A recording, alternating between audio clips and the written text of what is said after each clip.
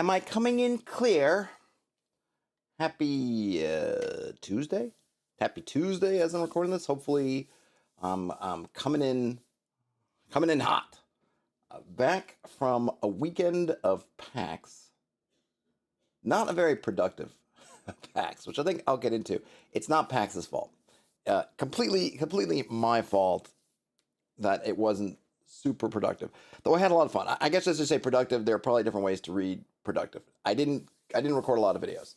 I did one kind of wander trip through the exhibition hall, and I got a couple of those just pop up. Hey, tell me about your stuff kind of videos. Maybe I did two of those, but I didn't spend a whole lot of time doing that. I did spend an inordinate amount of time waiting in line for this, or maybe I should say for this. Hey, Brian. Yeah, this was the big noise at the con, and I didn't know. Like one of the things you don't know. I think, and this is probably going to get into what I think I need to improve about my own con going for at least these big kind of cons. When you're going to something, people call them micro cons. Maybe that's a good word. A micro con like Arcane Con or Claricon or Shire Con. They're really tiny. There's not that much going on. Certainly, nobody's coming. No big. This is by I think the company's called Office Dog, but I think it's part of Asmodee, which is a huge board game company. So this is big noise stuff. So this stuff you're only going to get at the big cons. And really of this which is this One Ring pin, which is super cute, was kind of what was the sort of hotness everyone was after. They do have these promo cards also, but I think it was really the ring that was going. But I had to wait. I tried, so Friday, the first day, which I had gotten up really early. I had to get up at, if you followed any of my shorts and things I was posting as I was going, the kind of vloggy kind of stuff, I was up at 4 a.m. getting out of Dodge to get over there. And I didn't know that any of this was going on. I'm not following the news. I'm a big Lord of the Rings fan. So when I heard about it sometime during the day on Friday, I said, "Oh, cool! I'll stop by and I'll pick one up. Seems really cool." But then you find out, nope, they're only selling, no giveaway. Well, they're giving away this, but they're not giving away the game. They're only doing. I don't know how many units they were doing. How many units they were doing per day, but they were sold out Friday. Whenever I found out about Friday, they're sold out. So that kind of set me on the quest. So Saturday, I thought, all right, the exhibition floor opens at 10 a.m. I got into the line at 9 a.m. They call it the Q hall. I don't know why they should be really the hall Q, because you're queuing to get in the hall, but they call it the Q hall. Whatever. You're in a line. So I waited in line for an hour, but I realized getting there at 9 that there was a bunch of people already ahead of me, but I didn't realize the scarcity of these at that particular moment. So I waited in line from 9, doors open at 10, and if you have a medical badge, something like that, you can get in earlier, so they kind of let those people in, I think at 9:45, then 10 a.m., they open the doors, and you run over to get in this end of the line to Asmodee, which get there, and it's like, oh my gosh, this line's really long, but you feel good, right? You're spending in line an hour, you got there early, the doors are just opening, and you're in line, hey, right? It's gotta be good enough. Where I need that the Arrested Development, Ron Howard voice. It wasn't good enough. I think me and there was a girl who was in line with me, and we were kind of chatting, and we're sort of moving up the line, and it's like we're already going like I don't know. And the thing is, they don't give you a really good idea of where you are. So you have to kind of wait in line for a fair amount of time before you even can get the notion that you're not in the line. They could probably do this a lot better with giving tickets or something where they say, oh, okay, you can figure out, and they can figure out early on, like, yeah, I'm not going to make it, and then bounce. But they don't give you that. So you got to, if you want to, you just got to sit there and wait. Brian asked, did anyone offer to barter me for a spot in line? Nobody offered spot in line bribery, but when I did get this on Sunday, people were offering monies I could have made money on the game just by selling the pin as I got out of the line, because people were offering. The one I saw was, I think, $60 for the pin. $60 for the pin. And the game is only, I think the game is, I don't even know if the game's $30. It might be $30. It might be, $32. But they're offering more, basically double the amount of double the price of the game for the pin. So on Saturday, we're in the line at Asmodee. We're going. And then some guy comes around and says, if you're after this point, if you're, hearing my voice, you are not guaranteed a copy of the Lord of the Rings Fellowship of the Ring card trick-taking game. And I'm like, okay, but what does that mean? You're not guaranteed the spot. Like, that doesn't help, because you might not be guaranteed one, but that means you got a chance. So again, you're waiting. And then I don't know exactly if we were super close, but we thought we were pretty close. We did hear from some folks the next day, because oddly enough, which I'll get into in a minute, I ended up in line with that same lady I was talking to on Saturday, ended up in line basically together on Sunday. Well, the long and short of it was they finally do figure it out, and they're like, nope, we're out.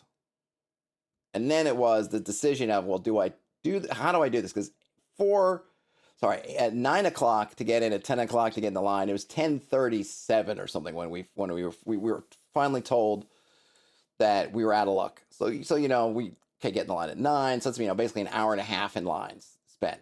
I'm like, okay, do I want to do this again? And obviously, as you see that I'm holding the game, the answer was yes. Apparently, I did want to do it again. I got in my mania. You know what? I'm going to get this stupid thing. And obviously, I did. On Sunday, that meant, though, that I had to get up I had to be in the line basically at 8 a.m.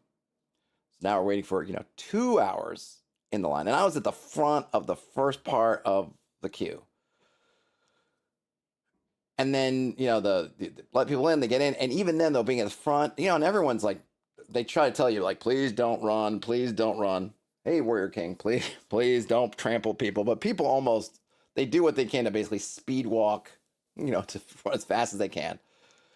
So I end up, and I'm right next to that lady, the same lady I was talking to on Saturday. I'm talking to her on Sunday, and I'm talking to another guy. And we had some good conversations about, tabletop stuff. And she was I guess her and her husband, her husband wasn't there, but like they were talking about card games thing, because she was a really big Magic player for a while. I guess her husband's still a big Magic player. So you're talking. It's not like you're just sitting in dead silence, but you're basically standing around for 2 hours. And when we did, obviously we got to the front of the line, but literally the amount of buffer I had between where I was in the line finally and where the guy was saying, like, sorry, you're basically out of luck, was not very much. And the only thing they did differently from the other 2 days on Sundays, that they only let people buy one apiece. On Friday and Saturday, they let people buy 2. And I really wish they would have changed that after Friday, because to me, you just look at it and you see all these people waiting, and people are going there buying 2 copies of the game. And that some of them, I'm sure, have legit reasons. Like, oh, my cousin wants one. And but you know what? Probably a lot of people are doing is they're going right to the secondary market, right? They're going to go right to eBay and bam, and mark it up by double or whatever. Or, you know what I mean? Or just put the who knows? I mean, I'm sure if I haven't looked, because I don't want to know, but, people taking these and throwing these rings on eBay, or the ring pins on eBay. I don't want to know. But on Sunday, they did change it to 1. And I think that's really the only reason I was able to get one in the end, because when I was looking back at that buffer, it wasn't that many people. And if I thought, if all the people who ended up ahead of me because of the medical badge and whatever else had gotten 2 each, which a fair amount of folks were doing, I probably would have been out of luck again. And that would have felt really rotten if I'd been in line for 4 hours, basically, in various things, and I couldn't get any, basically come away empty-handed. And I guess that brings me to sort of the theme for my PAX experience was a lot of waiting. And I'm not blaming PAX for this. It's legit my fault. But the thing is, I've realized a couple of things. Thing number one is you don't want to come to the con's big enough now that there's competition for seats, for things, for whatever you want to do.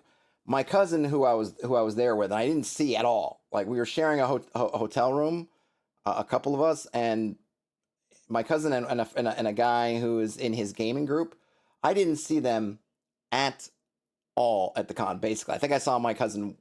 I ran into him like maybe twice for 30 seconds. I mean, we're kind of doing different things. And we even left, because especially on Sunday, I left super early, so they weren't even out yet. But they were him and the other guy who were doing up more, who were doing. So my cousin's not really into tabletop role playing games. He's into board games, and he was getting up, and at 8 a.m. Like it's like at Disney World where you can register for rides. You have to be 8 a.m. Boom, registration opens. They're on their phones, just bam, bam, bam, bam, bam, trying to register for all this stuff. Oh, I got in this, I got into that, I got into that. Like I wasn't doing that. But I think you need to avail yourself of these different resources. That being one of which, to get to the things you really want to get to. Now, there's a chance you're not going to get into them. There's a chance that you're going to be slow on the trigger finger, or your internet is going to reset, or you're just slow, right? You're not going to get some things. And it's not to say that you're going to fill your day with nothing. There is a ton of things to do. But what I found out, particularly on this Saturday, is so I waited in line. I got there at 9. Doors open at 10, but it's 10:30ish when I'm get out of the line at the Asmodee booth without anything to show for it. I then went down and checked out the games that were, so there's kind of 2 tabletop role playing games, sort of free game areas that you don't. There are vendors. I forget one of them. I forget the name. So there's like D&D, the sort of Adventures League, and then there's I think one's called Gehenna Gaming. They run stuff, and there's someone that run, and you go through their interface. So they're at PAX, but you register, I think, through them, and you do it. Other stuff you have to be Johnny on the spot to go and do it. There's also for the tabletop role playing game side. They're on the RPG Geek. If you're familiar with Board Game Geek, RPG Geek is the same thing, but for role-playing games.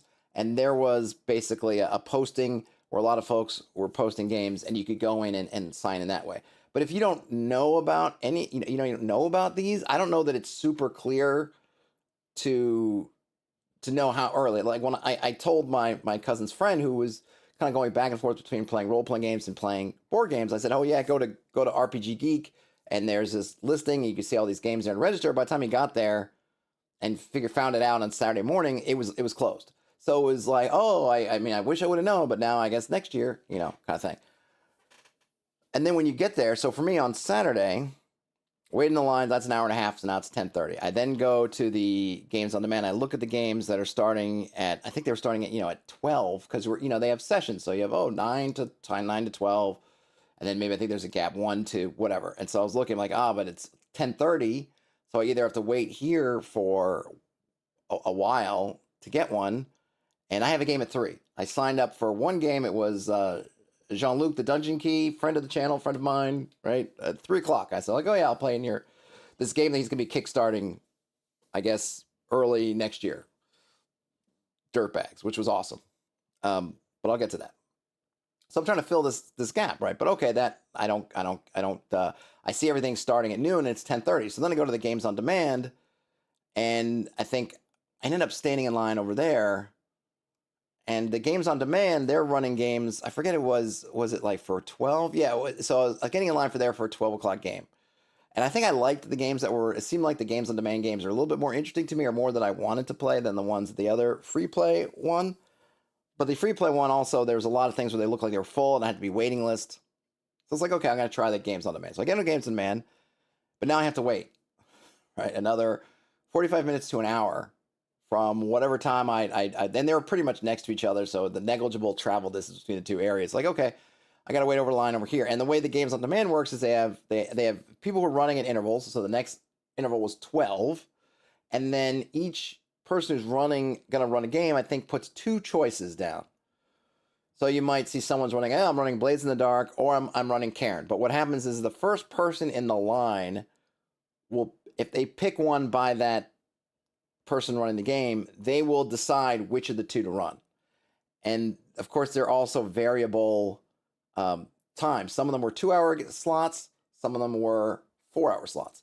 I needed a 2-hour slot because I wanted to get something to eat, and I had a game at 3, so I couldn't do a 12 to 4 game. I'm not someone who would do that. I would not put myself in a 4-hour game and then bail out an hour early, or even more, like an hour and a half early, right? Almost not much halfway through. I just think that's kind of, I don't know, rude, maybe just unfair. I think, because you have people who are waiting around who want to play and get in the whole thing. I don't want to do that, so I wasn't going to get into a longer game and then have to bail out.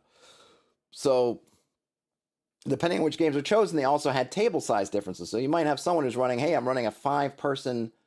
If it's the Cairn game, maybe I'm running 5 people. But if it's the Blades game, and I'm just using these for examples, I'm not trying to say what the player counts are, but it might be a 3 or 4-person table. So there's a lot of that variability, and you don't know until you get to the front of the line and get to look. So you're waiting there, depending on when you got there and where you are in the line. You're waiting there for an hour until until they open up the sort of registration kind of thing, and then you have to wait for your turn in the line. And then you have to look and see what's left. So you're waiting there, and all these people are going, and some of them are in single groups, some are single people, some of them are in groups of multiples, and you're waiting as each kind of group goes through and picks the game they're on, which is, again, is decreasing, obviously, the total amount of seats available, but it's also filling up some games. People are making choices, and you don't know. And I was right at when the guy came around, and he did what did he call it? This sort of the line where you couldn't guarantee, basically, if everybody chose.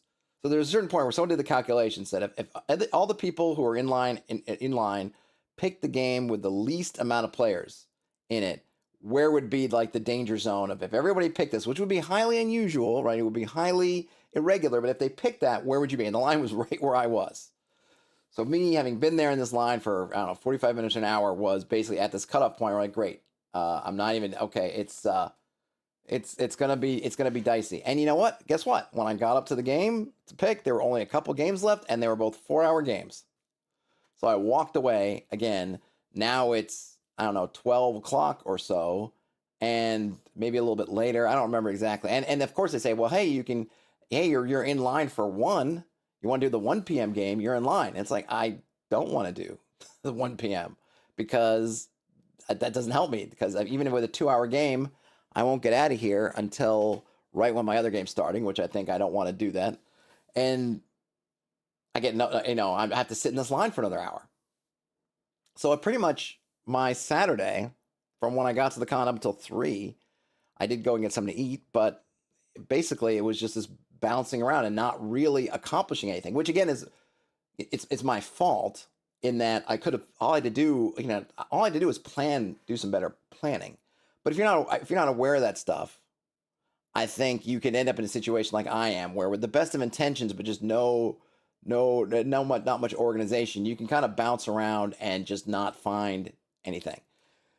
Especially if you're by yourself. I think if you're in a group, it's a lot better in that regard, because you can go pick up game. Like, there's so much stuff to do, but when you're by yourself, you kind of have to either glom onto other people. You have to kind of find other people, which I'm not always great at. My cousin's much better at that. Is just like finding somebody who needs a player and be like, hey, I'll sit in. Like, it's a little bit harder for me, or I don't find it as easy to do. But it's an organizational thing. Brian says, once again, scheduling is a real life element. Yes, it is definitely scheduling. And then Brian also says, sounds hellish for people persons. I mean, yes and no. So it really is the scheduling. It really is the scheduling, because they're really cool here. So what happened on Friday? I'd been up at 4. I get to the con. I get my badge. I get in, and they hadn't opened because the hall doesn't open until 10. So you kind of have people just kind of bumping around the outer areas. So the convention center, it has kind of a main hall, and then it has outer areas, and then the main hall level, there's a couple levels. There's there's a half level above, and then there's a couple things below, and they have other stuff, going on around the hall, around it. And I ran into Amanda P., who I'd met at the con last year when she was hanging out with Yochai over there, and I reviewed her, or did the kind of read review of her adventure Tanic, and she spotted me, or we kind of spotted each other, and we're like, hey, and we started talking, and we just kind of hung out for the morning, and she had some friends coming, and that was really fun. I kind of just hung out with, she sort of adopted me into her friend group, and I took some pictures of some of the games we played in this really cool area called Unplugged, where basically it's games that, and these were all board games, not role-playing games, where they're not finished or they're not translated. They're basically not for sale yet in the U.S. market, but they seem to be in a kind of pretty much a finished state, or a very kind of playable state. And we played a bunch of games that were not very long, but they were small games. Now, we didn't play in some really expansive, crunchy game. I really liked the one. I wrote it down and I sent a picture of it. but it's basically these drawing boards. These are kind of dry erase sort of drawing boards. And you get a word, and you have to try to draw something, draw your idea. Try to make that word in a drawing, right? And it's something. There's tons of games that do that. Well, yes, but the trick with this one is each board has all kinds of dotted lines. It's all these crisscrossing, loop-de-doop-de dotted lines, all just interweaving and not in nice, not like a nice grid or anything like that, but all kinds of just curves, and they're all swooping and interconnecting. And the trick is you have to draw wherever word you have to draw it. You have to use those dotted lines. You cannot go outside the dotted line. So you have to try to look at that dotted line squiggly mess and try to visualize what you're trying to draw in that squiggly mess and draw it. And then once everyone's done that, I think they take all the cards that the people had, and then they take, I think, another number of cards, I think equal to the players. So if you're playing with 5 players, each one of you has a card. You put them in kind of face down in a pile. They add another 5 cards on top, shuffle them, and you lay out all the 10 cards down. And then you have to look and you go around the table and you pick out which cards you think nobody drew. Not which cards you think people drew, but people think the ones that nobody drew. And it was really fascinating because sometimes you'll get the way that the lines are, you'll kind of visualize something and it'll work. Like I think I got one where mine was table, and it just so happened that I could kind of get sort of a table sort of shape, but I could see it in the line. So I was able to put that one. That was pretty easy. I did one that people actually figured out, which was table tennis, but it looked like something that, Picasso might have done in his sort of cubist or, abstract phase. It was very, interpretational, but I thought it was really great because using the lines meant that one, you couldn't just, it didn't just favor whoever can draw the best. It's not about, I can draw table tennis perfectly. It doesn't matter because that's not the point. You have to try to take this thing, these patterns. You have to try to look and find the word or the object in the patterns. And sometimes, and there's some that are almost more conceptual or things like that, where you're not even going to be able to do that. You're going to have to try to figure out. I think someone got hunting or something, and so that how do you want to try to make your drawing evoke hunting, and then how do you find that in the lines on your board? And then you rotated the boards. So you couldn't, some boards had more lines, some had fewer lines, like they all had different patterns. And you might think like, this board's great, it's got so much, whatever, but then you're going to have to, it may be a great board, but you're going to get a different board in the next turn. And you go around, you do that, and you're trying to go around and do, I don't know how many phases without missing too many guesses about which cards were not drawn. Really a lot of fun. And if I would have bought, if it was for sale, I would have bought it because it was, it seems like I'm not usually into those kind of games like Scattergories or like, I don't know. Normally I kind of go, but this one, I don't know why it hit me. It hit me good. And that was kind of my Friday sort of morning and afternoon. I met up with Jean-Luc, who we kind of hung out. He is the president-elect of the Independent Game Design Network, IGDN. So he joined it a couple of years ago, and now he's the incoming president-elect. So he was kind of hanging out at their booth. So I was kind of hanging out there with them. We walked around a bit. Pele and Johan of Mork Borg were there. I didn't really speak to them, but I kind of went by and I think I said hi maybe at one point.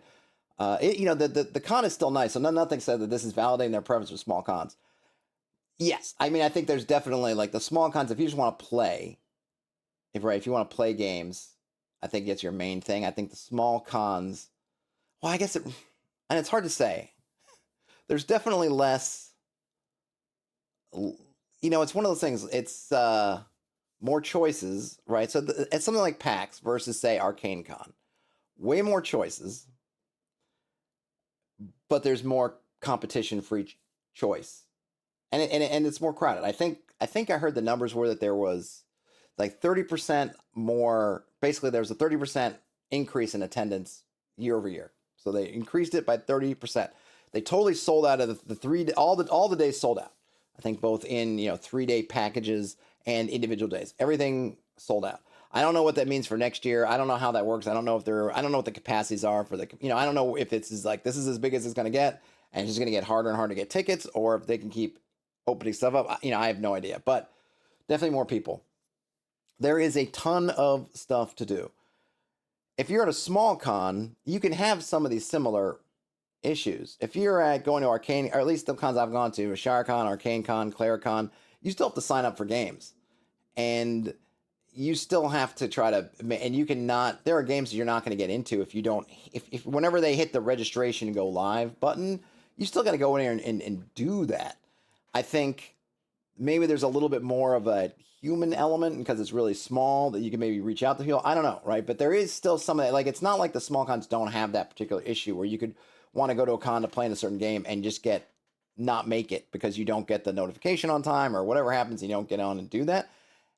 At PAX, there's like a billion other things to do, and I didn't go to any panels this time, but that was another thing. I could have slipped into a panel, right? It's almost like that. What you need to do is, one, be scheduling, always be scheduling. Two, be flexible. I probably could have, if I'd known in advance, if I'd had a better idea of what was going to happen with the day, I could have ducked out of trying to play in a game and gone in a panel, or maybe I could have gone painted a mini. I could have gotten a demo. One of the things I wanted to do, but then I didn't end up doing, was getting a demo. They were running demos of Daggerheart. Darrington Press was, I think, the first time I've seen them there, had a booth there, and I think they were running demos or something of Daggerheart, and I meant to get over there, and I didn't remember it until it was too late, and I was like, didn't make it, kind of thing. There's all kinds of things to do. Like, I think that flexibility comes in hand. If you're not, if you can be flexible and say like, hey man, this thing's not working out, there's about a billion other things to do, but you got to kind of make those choices. And I think for me, and part of it was too, I was tired. I've been on my feet so much, so I'm sitting down waiting in the line. I'm kind of like, you know what? I don't want to go walking all the way across. I was carrying my heavy backpack, and I'm like, I don't want to. I'll take my chances here because I don't want to walk all the way across the convention center and get, potentially lose out again. So, that part of it also was me maybe not being as nimble in changing my what I want to do as I want to, as I could have been. Let me just take a little. This is what is this? Grape aid spinner for the working man. So, like I said, it wasn't PAX's fault. It's my fault, but I think it does. I think you just want to go, if you're thinking about going to PAX, especially now when it's going to be more crowded, try to figure out all the tools. And I think they could probably do a better job of helping navigate all those tools. Or what you really need to do is just ask questions.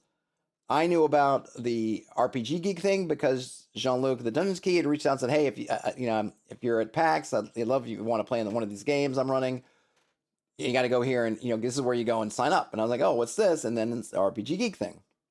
If he hadn't talked to me about that, I would never have known. And I wasn't cognizant enough to go looking up for where do I probably could have put in a Google search, where do I register for PAX Unplugged role-playing games? And maybe it would have come up. Maybe it wouldn't. I don't know. But you want to know. Obviously, if you want to go to different panels and things like that, you can't get, if you want to sit and get a decent seat or something for most of the big ones, you probably will need to go and spend 45 minutes sitting in a line. I didn't watch any of the nightly stuff. Like, I didn't watch the Penny Arcade, their live play. I didn't do any of that. I was just so tired at the nights that I just wanted to go to sleep. So I didn't watch any of that stuff. And those, I know that I guess last year when I went, or was it PAX East or last PAXU when I went and saw the Penny Arcade show? That's another one where you kind of got to sit and wait for an hour or so, or hour and a half in the line. And that's definitely something at the small cons, there's no lines, right? You show up your game, you sit out. There's no like, got to stand in line, got to stand in line, got to stand in line. That is something you don't have to do. And this is not unique to this year at PAX. I think just because of just circumstance and what I was doing, I got hit a lot with, well, we're going to be back to standing in another line. But that's what's going to happen. But they're also able to draw in, obviously, big things that you're not going to get at your small con. And people are going to come, if you want to say hi to the Morkborg folks, or you want to meet Limitron, or if you want to just meet a whole bunch of creators, if you're at a small con and that's where they live, then yeah, they'll probably bump over there. You can, ShireCon had a bunch of cool folks, creators who are there, myself included, I might say so. And ArcaneCon had some cool creators that were over there. But if you're not, it wasn't pulling people from internationally or from across the country, but PAXU will. So you're going to get all these creators coming from all over they're all going to be there, and you can run into them. Jean-Luc of the Dungeons Key, he ran into the Professor Dungeon Master, and they have a mutual friend, I guess, and they had lunch, and they had in the morning, and I missed it. I totally missed it, and I would have loved to have talked to him. I wanted to get Professor Dungeon Master, you're ever watching? I wanted to get a dueling head face palm photo op. Didn't make it, so I'm gonna try to get a hold of him now that I know somebody who knows him. Maybe that something happened, but that's gonna happen here. He lives in New Jersey though, so you could probably get around to some if he chose to. But right, the small cons are just gonna it's different. So I think even though you may be listening to me talking about all the waiting and stuff and think like this is for the birds, yes, it is for sure. But there's a flip side to that, which is that these opportunities are there, and these opportunities to play games. A lot of this stuff, play with the designers and the creators, right? They're all there. A lot of them running and playing their games. And the Unpub area, if you're into board games at all, there should be one. I know sometimes the free play you'll find that also where someone will be running like a beta version of a game that they're creating, but you see it definitely with the board games. Kinds of board games. Obviously, if you're into like getting stuff ahead of time, I think this doesn't come out until January, so you can get something like that going on. And they do have panels and meet and greets and all kinds of stuff. So there are pluses and minuses. Now I am curious as to where things are going to go in the years to come, because I used to like to go to the New York Comic Con years ago now, but I haven't gone in ages, and I've had no desire to go in ages because it just got too massive, got too big, too crowded, just too crazy. And plus the other thing was I loved to read comics as a kid, and I will still read comics now if I haven't, but I'm not in the comics stuff. You got some comics, you send it to me, I'll read it. Every once in a while, I'll find something interesting and I'll read it. But I'm not, I don't have a pull order on in the local comic shop. I'm not a regular reader. And New York Comic Con anyway, is much more about comics and just media stuff in general. Hey, Ian, than anything else. But it just got to be too big. Regardless of any of that, it just got to be way too big, way too crowded, where it was just like, this is a mess. PAX was not there yet. I wasn't feeling like it was way too crowded or anything like that. But it does make me think, if they're selling out, if basically whatever their capacities that they had for tickets and they're sold out now, presuming that next year will continue this increase, and I don't know why it wouldn't, then I don't know in how many years before it gets to a point where it's like, oh my gosh, it's too big. Or it just, that where that size does get to be a detriment, where you can't walk around the floor without feeling just crushed, or you just can't get anything to eat at the places locally because there's just too many people. I'm not sure. It's not there yet. It's not there yet for sure. But I do wonder, with them having sold out like this, what does it mean for the years to come, and how much capacity can they just keep, just increasing before the pressures on everything get to be a lot, where it becomes a real determining factor for whether folks like me or folks who aren't that big into the crowds want to go. But like I said, it's not there yet. It didn't feel to me to be crazy crowded. I mean, if you went to Reading Terminal Market, which is a really cool place to go, it's got all it's a food court and thing, and it's a real Philly staple kind of Philly thing. But it, like, during these conventions, it's mad packed, and you can get food there. I ate there. I got something from there on Saturday, but it's just, it's crazy. But it's right across the street from the convention center, and it is decent. So everything's good. In terms of things I bought, I just bought the Lord of the Rings, the One Ring. I did get this from Tony over at Plus One XP. This is a hex crawl where I'll obviously read through on stream, but you actually have this cool thing in here where you fill out your hexes. And I think the diamonds, I want to say the diamonds are settlements, and they're not hexes. I guess are they pentagons? Whatever they are or no, I don't know what shape that is off the top of my head. Anyway, the other ones are kind of wilderness areas. I'll take a look at that. I didn't go trying to panhandle. It's not panhandling. It's it's one of the things that's hard for me. I don't know how to deal with it. I still haven't quite figured out this idea, and I just didn't really feel like it. Going like, hey, do you want me to review this? Can I have one to review?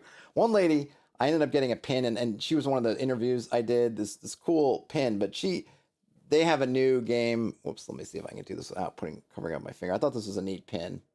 I was going to give it to my daughter. Their game is this one called Mythcraft. This is something they were giving away for free, so I just took one. It's Mythcraft role playing. I'll say this. So a couple things I would note, and then I also got this one I grabbed, which also was a free giveaway. This thing's called Skyfall. This is also a campaign setting little book. Jean-Luc gave me a copy of Dwellers of the Bog, the follow-up to Cavalog Sanctuary. I did get myself a shirt, which I probably should have worn today if I was thinking about it. I just got a simple shirt, PAX Unplugged shirt. And then, I got the Lord of the Rings game. I did talk to some folks. I made some new, hopefully new friends that will be will be fruitful in the future. You make those connections because so many people are there, and like marketing folks and obviously content creators. Saw Gamers on Games. I gave him one of my Staples copies of games. I gave Amanda P, I think, a staple copy of game. I did only for a couple minutes, but shoot, where is it now? Hold on a second. But hold on, where is it? Is this it? Is this it? Why am I forgetting? Oh, yeah, Joe Lewis, who wrote this. I got this over at ArcaneCon, but he was there. Got to see him again for a minute. Amanda asked me if I wanted to play. She was running a Karen game on Saturday. She's like, hey, do you want to play my game? And I said, you know what? I'd love to. I just have one game that's on my docket. It's at 3 p.m. As long as it's not at the same time as that game. Actually, for a while, I couldn't remember when Jean-Luc's game was. Like, as long as it's not at the same time my other game, I'm happy to. Well, guess what? They were both at 3 p.m. And there's this funny bit where I was like, I'll play an Amanda P's game because I think Jean-Luc's got enough people. And then someone wanted to play in her game. I think she was going to slide me as an extra seat, and then someone else was going to come use it, and I said, no, you come play in the game, and I'll come into Jean-Luc's game, and then somebody was going to come to Jean-Luc's game, and I said, oh, you could take my seat, I'll just leave, and then, but they actually were nice enough, because there was a couple of people who, they came into the game, and they're like, oh, we're not going to be able to stay for the whole thing, but then they left, so I played in Jean-Luc's game. Starblazer asked if I still have, okay, I think officially, I'll go to my backpack of shame, oh yeah, I've still got a bunch. I suppose it should not have been a surprise that my level of infamy. I only was able to give away a few copies. Nobody approached me to get one, and I that just highlights all my failures at marketing and social media and everything. I could not give them away. All right, and then on Sunday I wanted to give somebody one, but I'd actually left my backpack. That Sunday I decided to leave my heavy stuff at the hotel. And then just go to the con light to do a couple things. And of course, that's when I run into somebody. I'm like, oh, I got this copy of the game, and then I get to get it. Starblazer, are you in, where are you located, Starblazer? If you're in the New York City area, maybe we could make that happen. I don't know if it's worth sending these out. And there will be a final version that I'll get, printed properly. But if it's something where we can meet. Well, Starblazer, I listen, as much as I would love to take your money, I would much love to give you a proper one as opposed to these Staples copies are not. But we can figure something out. I'll have to figure it out because I have some changes to make because I haven't updated. I meant to do some updating. Well, no, I've been kind of updating, tweaking it since my last run at ArcaneCon. So there'll be an updated version. There'll be an updated version that will be for sale. Sort of. So I appreciate all the folks who want to toss me money, but let me get the proper version out, and then I'm happy to take the money. I could use the money. Happy to take the money, but let me get it finalized. But if you happen to be in the New York City area, and it seems like I'm going to have these for a while, unless I try to stage a mugging or something, and have somebody take a fancy looking handbag and they open it up, it's just filled with Staples printed copies of my game. They're going to be floating around. Heck, if you're at PAX East at Boston, which I presume I will be at this point, then in May, I probably still will have copies then at the rate I'm going. So Dirtbags is a game that the Dungeons Key, aka Jean-Luc, is working on. And very funny story. I've been working on this D6 dice pool thing, and he's been working on Dirtbags, which is also a D6 dice pool thing. And at one point, I think I sent him a copy of my rules saying, hey, check this out. And he's like, wow, that's great. I'm working on something like this. Check this out. And then we looked at them, and our games are both D6 dice pools. Though they work, they're very similar in some ways. They work very differently in some ways. Did he give me, I think he did, hold on a minute. Did he give me like a beta printout of Dirtbags? Hold on a minute. I can't remember if he did or not. Maybe he didn't. Maybe he didn't, because I'm not seeing it in my bag. But it could be in my other bag. Could be somewhere else. As usual, it takes me, I feel like it takes me like a week to unpack, even though I'm only gone for days. He might not have given me one. Any case, Dirtbags is a kind of a sci-fi. It says if there could be 1,000 different D20 games, there can be a dozen different D6 dice pool games. That's true. That's true. So, oh, okay, you're a Claricon. You know, Starblazer. I wish I'd had them. I had the wherewithal to have printed one out at Claricon instead of ArcaneCon. Then I would have just handed you one. Ping me on social media somewhere, Starblazer, and I'll see if I can hook you up with something, one of these copies, or figure out something.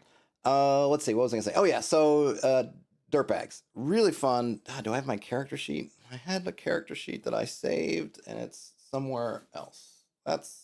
See again, my organization or lack thereof coming to haunt me. Yeah, I'm not sure where it is. So in Dirtbags, you're playing. It's a sci-fi. I think it's kind of a setting. It's really like a whole thing, right? It's got a mechanics and it's got a setting. And the setting, though, I don't really know too much about it, but essentially you're like space convicts.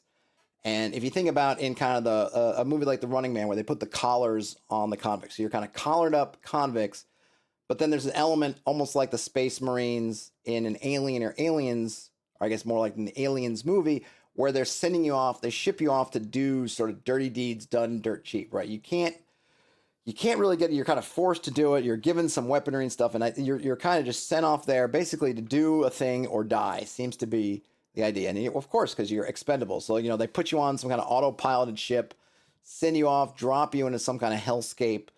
And I don't think they care too much. In the fiction, it wouldn't seem like the corporations and the thing that run all this stuff really don't care whether you live or die. That's why they're sending you. If they cared more, they would send people they care about, and they don't. So we had some pre-gens, but basically, you have some attributes that basically set up your initial dice pool. It doesn't seem like this seems like, and again, hopefully I'll be able to get more into it later, because unfortunately, I didn't really get to talk to Jean-Luc about the thing at large. I feel like this is a game where you're just kind of in it to play a mission. It's very much kind of in a episodic kind of game. Like you come and you play something and you finish it, and it's not about making all these progressions. You're not trying to become a super convict. You're kind of just playing a guy doing a thing, getting thrown into really bad situations. And I think for kind of a con game or a one shot or just kind of episodic content, I think it works really well because you don't really worrying about all that noise about that. You just have kind of fun what you're doing. So you have some different attributes, and they basically feed into your dice pool. It didn't come up very much, but you can sort of roll against the attributes. So if you have, I don't remember the attributes exactly, and I don't have that sheet to double check, but you might have one called, I don't think it was one called agility, but I think there were only maybe 3 or 4 attributes. So just say there's agility, or I'll just use strength, even though I don't think there was a strength one. But you have strength. Let's say you have strength 3. What that means is that of your dice pool, you can use up to 3 dice to do a strength thing. So obviously, the higher your strength, the more dice you can use to try to do something. And you're trying to roll 4 5s or 6s. So you have every die has a 50% chance of succeeding. But if your die fails, it drops out of your pool. So, you're in that. And the same thing that I kind of like in my system, where you're always doing these kind of risk reward things of, how many. And I think it's not really in my current. I'm thinking my current system. It's actually if you, I put out a, I had worked on a diceless, or not dice, I worked on a slotless spellcasting, which is using the same thing, kind of risk reward. If I use 3 dice, I'm risking them, some dice fall away, and I won't get them back for some element. Like I had that in something earlier on. I don't have it in my current system as of yet, but I might need to rethink it after playing Dirtbags. So you have this even chance of success per die. Generally speaking, you just need 1 success. So I think he's got, if you succeed more, you can do different things, but basically you're trying to get successes. When you're trying to damage stuff, the more successes you get, the more damage you're doing. So that definitely works. But other things, it might just be a single success, whatever. So obviously you want to roll more dice, but then the dice that fail, there's 50% chance of any die failing. They drop out of your pool, and then you can only get them back when you do kind of a short, you take kind of a 15-minute breather sort of thing. So everything's predicated on this kind of rest mechanic, as you're kind of going through your actions, your pool is diminishing, and then you got to take a rest to get your pool back. You also have ammunition, which is also a dice pool. And when your ammunition is out, then you have to reload your weapon. And sometimes you can use ammunition in the place of action. So for example, when enemies basically target you, it's similar to Morkborg and some other games in which the enemies are not rolling to attack. You have to roll to defend. And you can actually use ammunition instead of, or in addition to, your action dice to defend, with the idea being that, a bug jumps on you, so you start spraying your weapon to get the bug off you. Now, you can't damage the bug that way, but it's a way for you to just have more dice. So if you're really low on actions, but you got a bunch of ammunition, you can try to blow your ammunition to try to avoid getting hit, so on and so forth. It's a really easy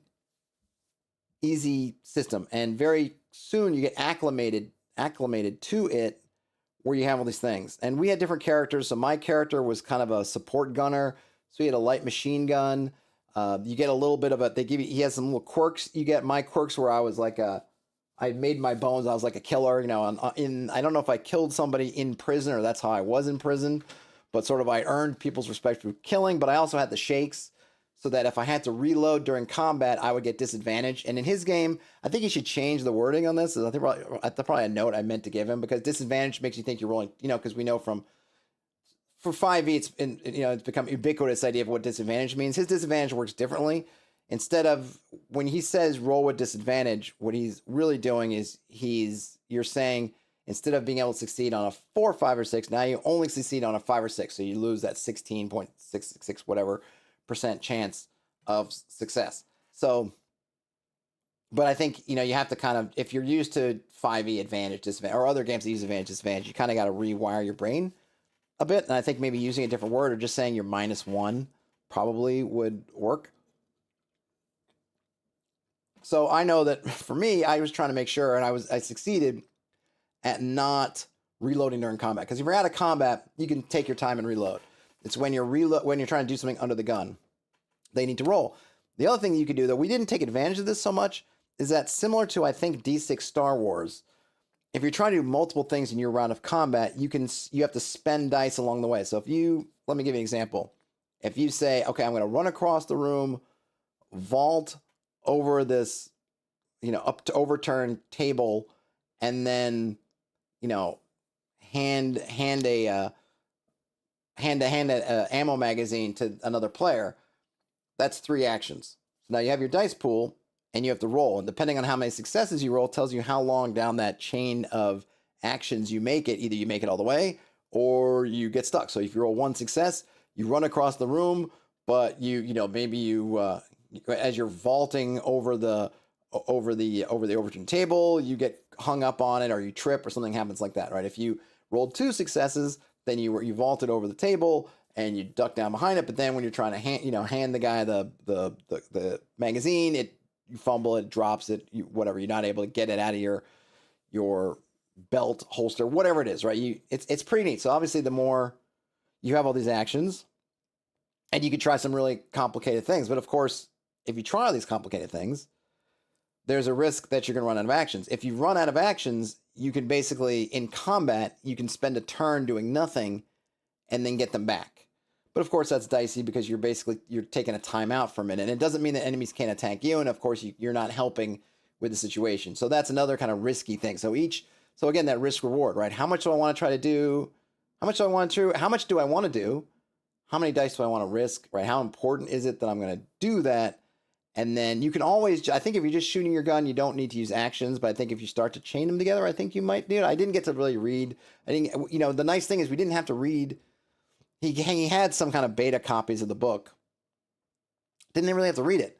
We had them all. He had one for each of us, and we kind of look at it, but we didn't really need it. After a couple minutes, you just kind of understand what you're doing. And I think the only questions we were really asking is about specific things or a specific character quirk or something like, hey, what does this mean, or what does this do? What does this weapon do, or what does this little thing do? But the general how the mechanics of the system work were really easy, and he did a really good job just at the table for this thing. Is having, we at the table, everyone had their character sheet, and then he had a stack of dice, 2 different colors. So the colors did not have high contrast. So that was, one was blue and one was kind of gray, and depending on how you looked at it in the light, they could look really close to the same. But the idea was having one color for ammo, one color for your actions, and then you have basically on your character sheet you had 3 boxes, and you just stick the dice physically in those boxes, and then move them over to the kind of standby box or the kind of expended box, and then either you take a rest or you reload, and then you can push them back over. Works really well. The scenario was by M. Allen Hall, who I met, and I did a video at his booth last year, and I talked to him a little bit again. It was Sunday, and he was kind of burnt out. He was like, we don't need to do a video. And I was like, that's fine, because I didn't really want to. I was kind of not feeling doing the videos either, so we just kind of hung out. But he had his scenario was really fun.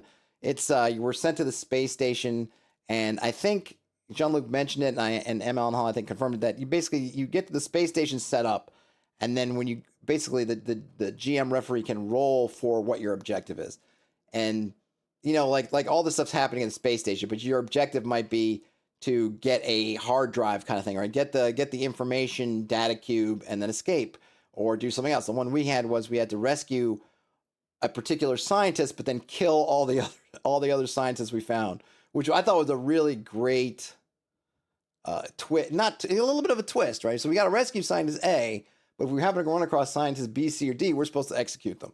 So we're supposed to get that one guy out alive. And then Jean-Luc had a really thematic twist at the end that he managed to work on us, which made for a great ending, which I won't spoil, but everybody had a great time. It was a fun location. The combat's kind of fast or furious. You can basically, your magazine, right, that dice, your ammo dice, you can roll as many of them or as few of them as you want.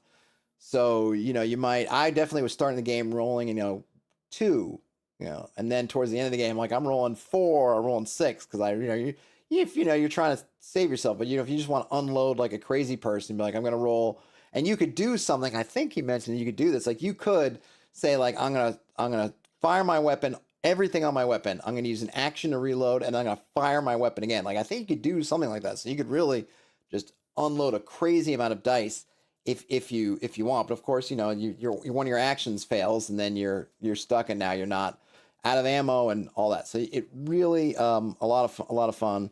Simple system. The setting was a lot of, I don't know how much. Again, I didn't get to read the book, so I don't know how much detail. But it's one of those things where the setting, it just evokes all the movies that you know. You think about Alien, Aliens, Running Man, this kind of dystopian futures like the Chronicles of Riddick type thing. With the mercs and the thing. Like you can.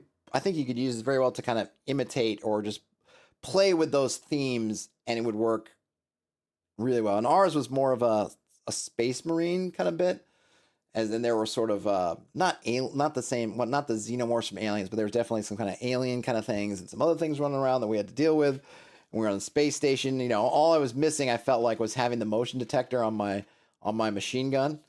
But really, really a lot of fun. Very much a lot of fun. And that was the only role playing game I ended up playing over there at PAX. So I'm glad it was a good one.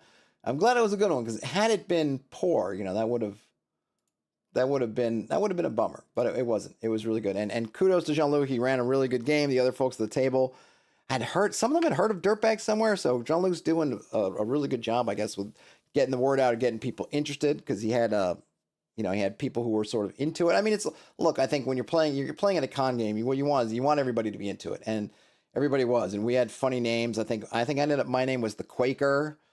I don't know because I had the shakes, so I was like, oh, I'm the Quaker. But I also thought it could be like a cool murderer nickname. I think one guy's name was Scum, and the other guy's name was I forget was something else. And we all very much kind of got into the thick of it. It was fast, so definitely look for. And it sounds like I'm just being a shill of shills, but it really was a fun game, and I will probably get a chance to look at it more. I don't know when he's launching the Kickstarter for it and what else is going to be involved there, so I have no idea, but it was a lot of fun. It was a lot of fun. I look forward to seeing more about dirtbags. I think, hey, Starblazer, I'll talk to you later. Thanks for hanging out. I think one of the big things I think was interesting in terms of just when you're just looking at things, you're looking at things kind of just generically, a lot more sort of indie stuff, or maybe I should say this, a lot more when you're looking at the role-playing game, tabletop role-playing game area of the floor. Very much not a WotC 5e compatible dominant zone anymore. Wizards of the Coast were not there themselves. I don't think. I'm pretty sure they didn't seem like they were. So there was no.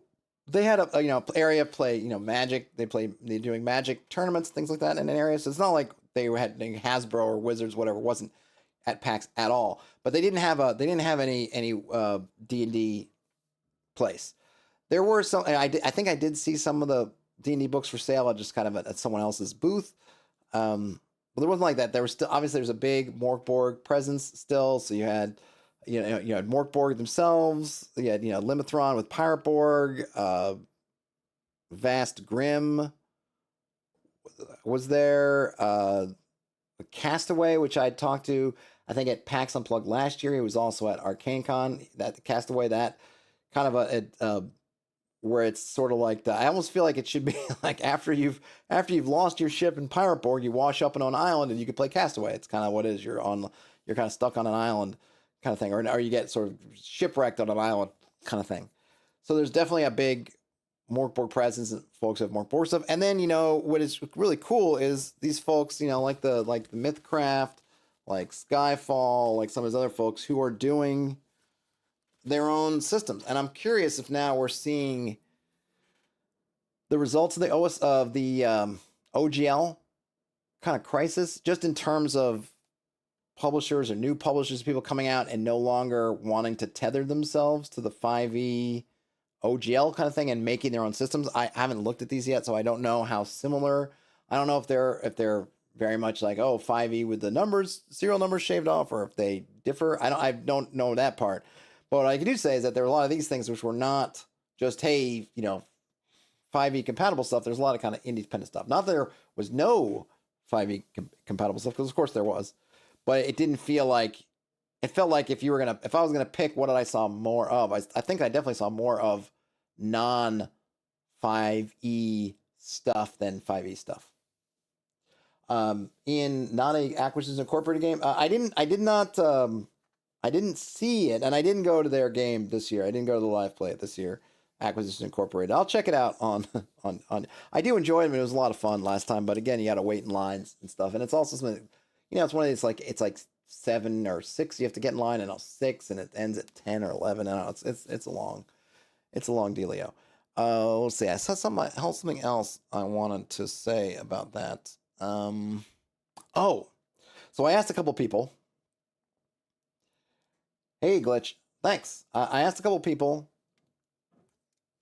and I'm not trying to. I'm just gonna say I'm gonna mention something that has a. I'm not trying to get into political talk, but what I did ask some people was, if things go according to Hoyle at the beginning of next year and tariffs and things kick in, which apparently it seems like they're going to, did they feel like there would be any impact on the industry, on tabletop role playing game industry?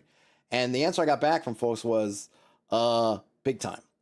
And the thing that seems to be affected the most from a tabletop role playing perspective are hardcover books, because hardcover books have a lot of either they're still manual in some cases, or there still is a high amount of labor that has to go into hardcover books. And so often now with the kind of releases that we see in the tabletop role-playing space, the hardcover books are printed overseas, like in China, and they come over. And it looks like that if, what people are predicting to happen happens, that those prices are going to balloon, which is going to get passed down the chain, right? So if it's more expensive to print and to ship and to get over here to get to the supply, whatever, then it's going to, it's going to get factored down to us as the potential, users, right? At the clients, whatever, the customers at the end of it. So if there are hardcover books that are out that you want, you probably want to get them sooner rather than later. Not that like you have to get them by January 1st or the world's going to explode, nothing like that. And no one's exactly sure what the timetable is. But at some point, if, like I said, if everything continues the way people think it is and the way people are saying it's going to go, next year, those hardcover book prices are going to pop off in a big way. And apparently lots of folks, not just in tabletop role-playing, but across many industries, but of course I'm talking to people in tabletop role-playing, we're trying to get all their stuff in before the end of the year. Like, people are trying to get all their stuff on the boats and over to the end of the year. So if you already think hardcovers are expensive now, well, strap yourself in, because it might, and I have no idea on how much or whatever, but look for them to go up. So if you had something you have your mind on, you may want to get it. You may want to take your Christmas money and just grab it now or grab it soon before things change. And this was, like, I talked to a few different people, and they all told me the exact same script, more or less. So like, yeah, it's going to get bad, and people are all trying to get their stuff in because nobody knows, but it's going to get bad. So my one takeaway in terms of shopping, as Christmas nears and you're shopping, get your hardcovers now. I'm curious if folks are going to pivot into doing more soft cover, floppy zine-ish kind of, and I mean, so many zines are, these nice ones. I was going to pull out Jean-Luc's again. These nice hardcovers like this, but I wonder if folks would do more of the kind of Cairn style. What do they call them? I forget the kind of binding and stuff, and just kind of like more soft covers to offset what's going to happen. I don't know for sure.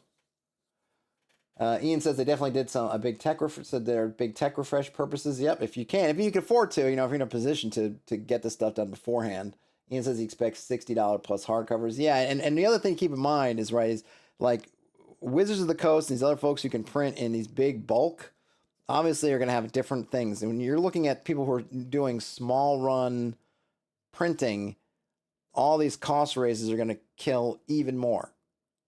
And it's hard. And I think it's difficult for folks to understand and appreciate how expensive it is to print those books. And the other thing is too, Exalted Funeral was there and some other folks, and Exalted Funeral's been printing more bigger books because that's where the margins are better for a publisher than on tiny little zines. But now that's going to get thrown out of skew. And like I said, it's going to end up being us as the customer that's going to have to eat these if we want the book. So just, I'm not judging anything per se, but, be aware that that a side effect of whatever's going to happen when the new terms in office kick in, that is likely, if things go the way it seem to, that's likely going to be a thing.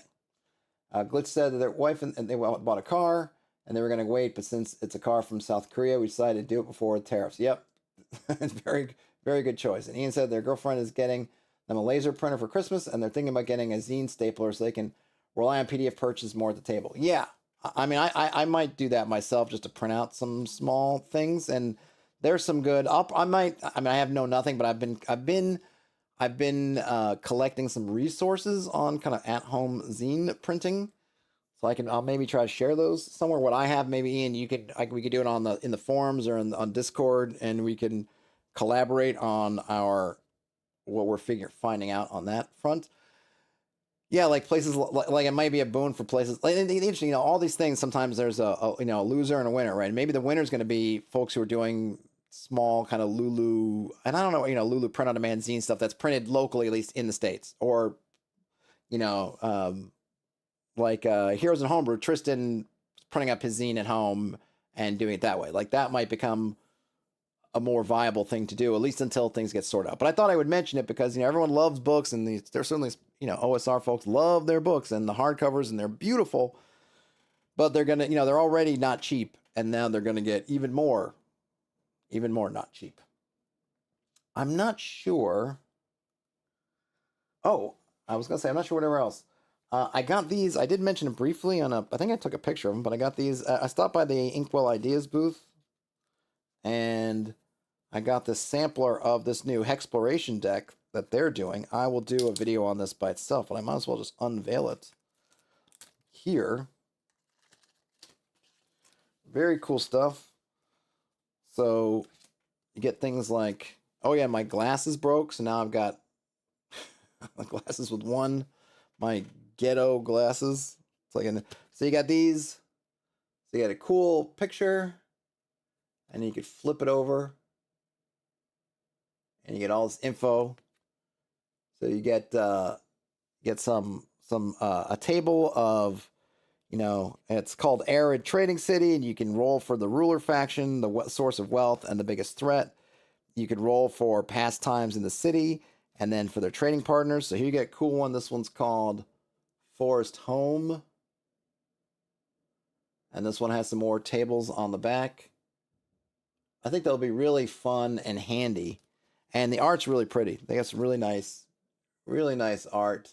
He told me, Joe of Inkwell Ideas told me who the artist was, but I cannot remember it at the moment. Oh, the Forge Studios. The Forge Studios. So I will look at that. And this is not a full one. I think the final version, I'm not sure if it's in Kickstarter, going to Kickstarter, whatever. It's a lot more, but those are always a lot of fun. Let's see. Ian says local print on demand is still going to increase due to price of paper. Oh yeah.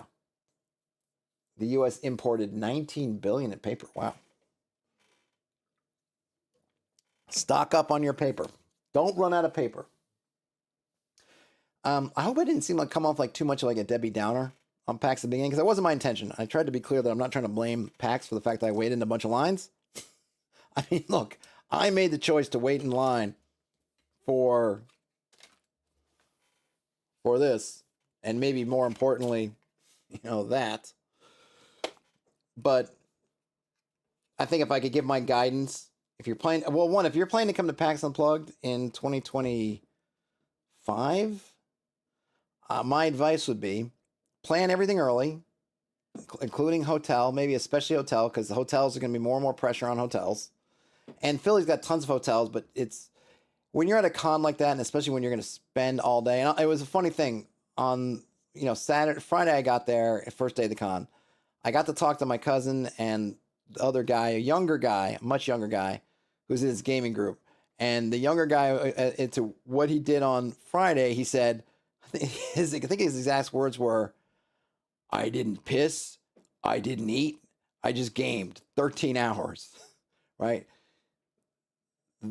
When you're doing that, the last thing you really want to do, if you can help it, is have to go take a bus or an Uber or do something else that takes you 20 minutes, 30 minutes, whatever, to get back to wherever you're staying. Or even some of the places that seem reasonable walking distance. It's late, you're tired, and whatever, you really want to, I love to walk, and I will walk. I'm a walker. I will walk you some walking. And you still reach that point where you're like, man, I wish I was staying in one of these places that was closer. So, plan your trip. If you can get into a close hotel, do it. Obviously, pricing, whatever, but oftentimes that can also, getting in early can help. And then avail yourself of all the resources that you can in terms of planning. If you're someone who likes to plan, then you will be good at this. I am not a good planner, so I am terrible at this. Plan out. Find the things you want to do. Find out where the games are getting scheduled if you want to play specific games. RPG Geek has that thing going on. Some of it can be done through some of these gaming groups, like I said.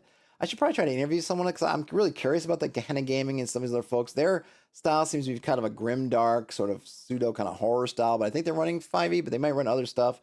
And there's also LARPing and there are other things, and there were plenty of other gaming things. It wasn't just 5e or 5e adjacent. There's a ton of stuff being played.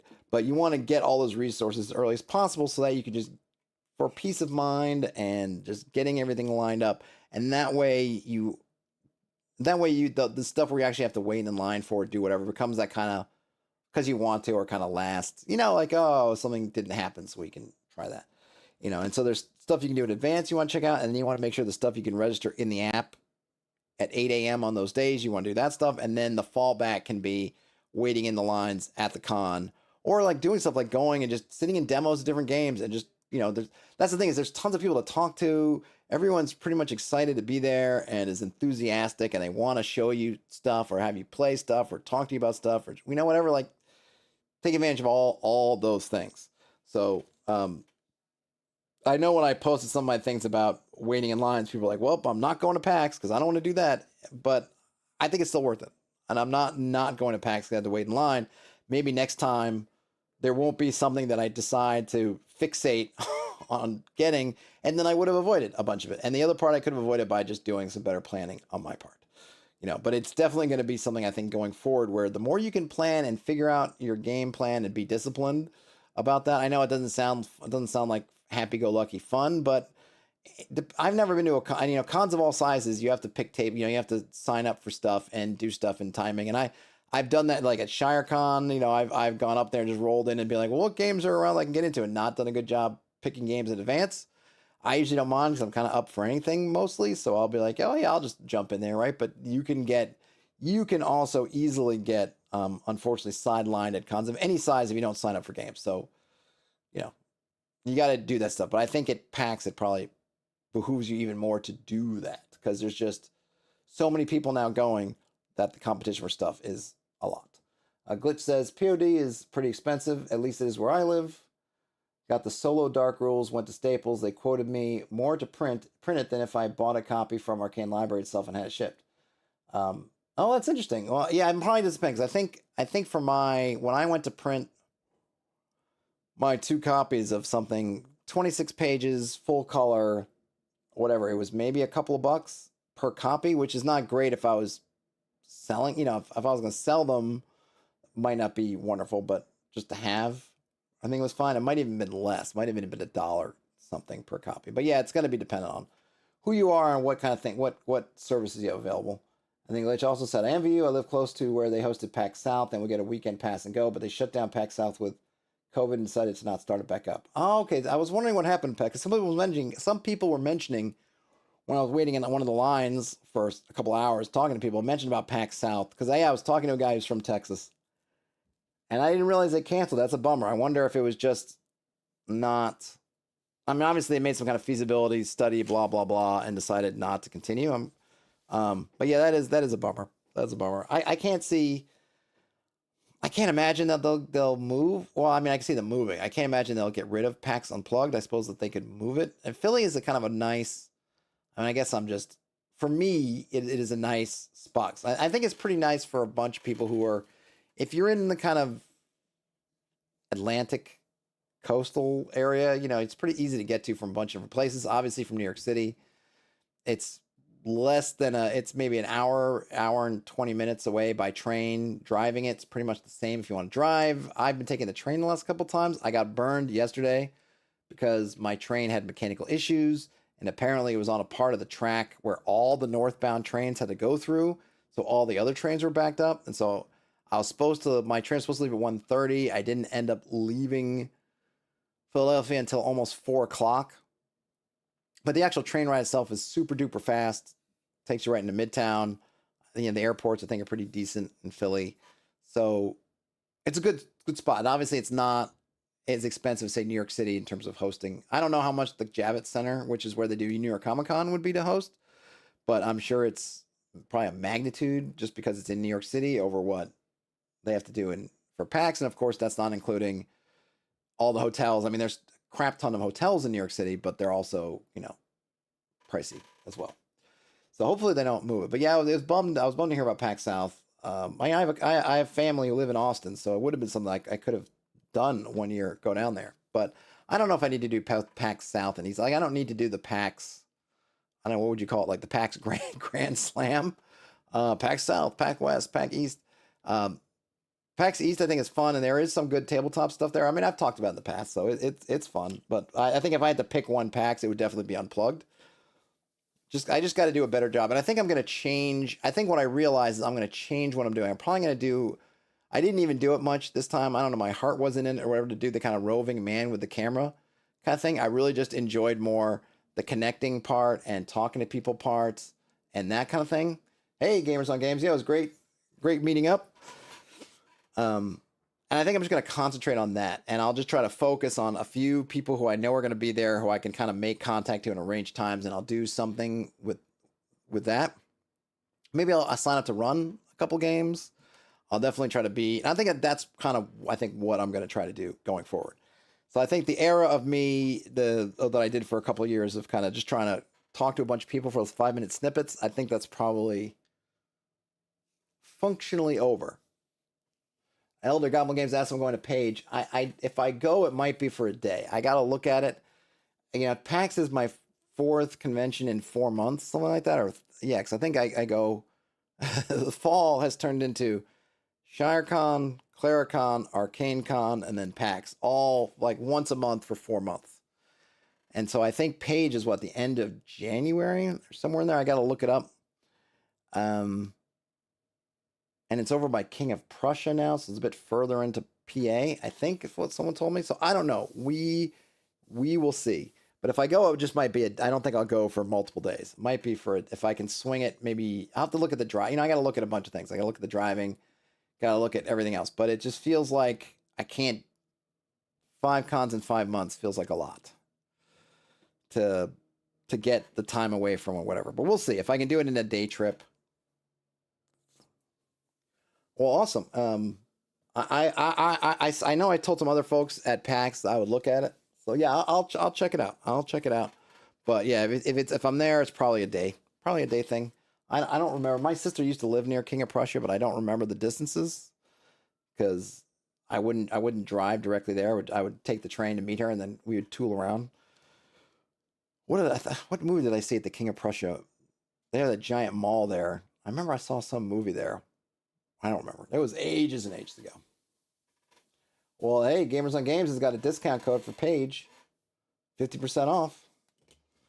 I didn't see Runehammer. I gotta find someone who knows Runehammer because I would have liked to have bumped into him and talked about Crown and Skull, but I didn't see anything. I know he lives in Philly, but I take it maybe he's not big into the convention scene. I'm not sure, but he wasn't there. Gamers on Games, do you know Runehammer by chance? I should ask Tony at +1 if he knows Runehammer. So, like I said, I think that's what I'm going to try to concentrate doing. Like, can I run into some specific people, get on their radar and talk to them and do something with them, and then it really is fun meeting people and hanging out. And I'd love to meet more folks in the community and hang out, but nobody other than Gamers on Games and Amanda P. I was wily, so I didn't get noticed too much. Gamers on Games said he thought he was going to be there. I've talked to Ron. Ron who, Gamers on Games? I need more than Ron. I would say I don't think so. Yeah, I know he's in the store. And if I'd had more time and maybe if I would have tried to get over to the store or try to check it out. So if somebody knows, if you folks out there, somebody knows him and can connect me with him, that would be awesome. Because I'd like to chat with him. Oh no, I would not have known Ron if he had come and bumped me on the nose, Gamers on Games. So nope. But if you know either of them and feel like putting me in touch somehow, that would be awesome. Because the professional dungeon master, he's on my radar, and I'm close. I think Bob World Builder was bouncing around. Gamers, I would, if you don't mind, I would love you to. Bob World Builder was around, but I didn't see him. And that's the thing is there's enough people out there that you could have been not that far away and not seen him. So I think maybe next year I'll try to meet some of these folks and maybe grab them to talk about stuff. We'll see. That's all I got. That was PAX. I'll look for like maybe I might do it as one video or I might do it as a couple videos where I did kind of talk to folks. I didn't check. I got to make sure that the audio, video, and everything, 'cause I haven't looked at my footage yet. So hopefully hopefully it all came through relatively okay. So we'll see about that. And then I'm not sure what's going on the rest of the week, but we'll sort it out as we go. thanks so much for hanging out and listening to me talk about PAX. You know, reach me on social media or whatever if you got questions, comments, whatever. Someone put a really long comment on a video about wandering creatures, so I'll probably do a wandering creature things and do something about that. All right, cool, gamers and games. I'll hit you up. Ladies, gentlemen, folks, have a great rest of your day, night, whenever you end up watching or listening to this. Game on.